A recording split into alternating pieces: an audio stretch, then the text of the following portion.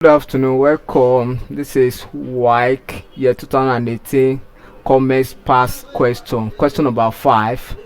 In this question number 5, we are to use this diagram particularly to answer question 5, 6 and 7.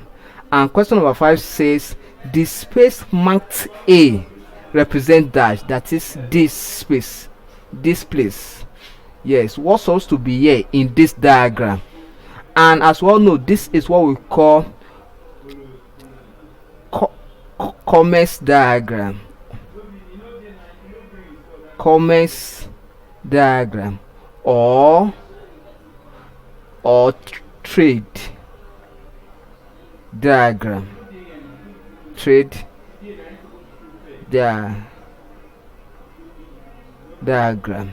So what is supposed to be in the space of A? That's what we are asked to find. Option A, trading; B, industry; C, occupation; D, advertisement. What's supposed to be there, which is at the apex of this diagram, is what we call occupation.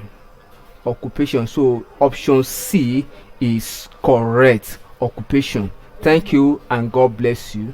Ensure you subscribe for more of our videos.